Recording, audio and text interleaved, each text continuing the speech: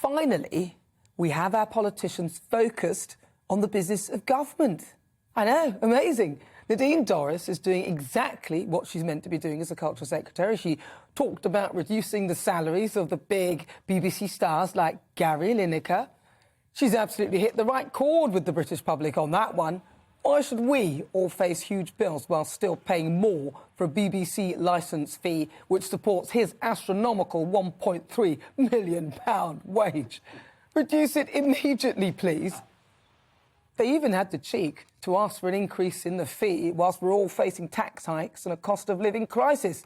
I mean, it's stuff like that as much as I love the BBC, it demonstrates just how out of touch it is.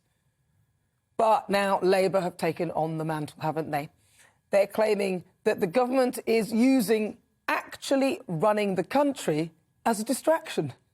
And they want us to focus on Boris and Partygate.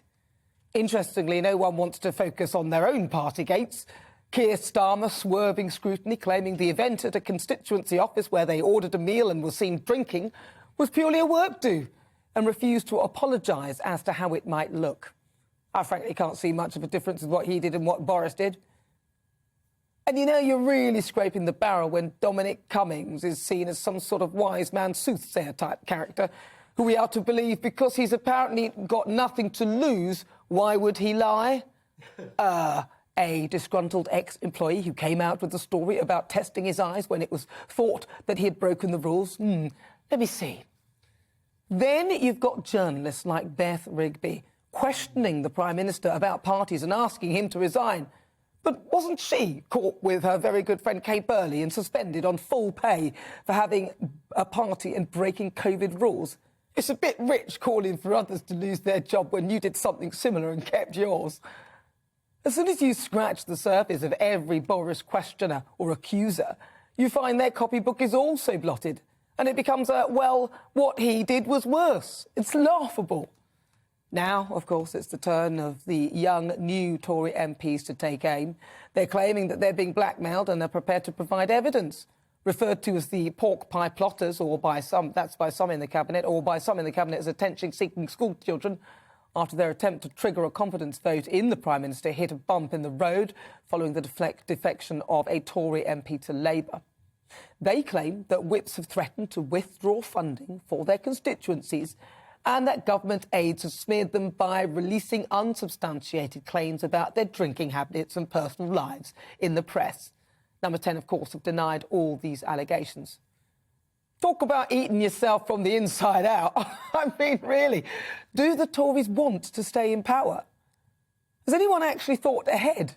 I mean, at this point, anyone with a grudge can say anything to try and take Boris down. I mean, it's a bit like one of those Rocky movies where they do the slow-mo. The more I think about it, the more I am fed up with this constant jostling for power. I just haven't got the stomach for it. How many Tory leaders are we on now? The Labour Party aren't much better on that score. I mean, none of them appear to be able to get their houses in order at all. I say, we the public get what we want. I actually like the fact that we have the government on the ropes. They'll do what we want to try and please us, so why don't we play the game? Don't let them off the hook by changing the leader now. They'll waste yet more time in deliberations and reorganisations. They'll lay the blame for all their dodgy policies on their predecessor, which would be Boris, if we can get rid of him. But they'll still carry on through and absolve themselves of all responsibility of the outcome. Do you know what? I actually don't care about all of this now. I mean, I'm sick of the he said, she said game. It's just ridiculous. And the outcome, if we dispose of Boris, is no better in my eyes. So this is all a waste of time.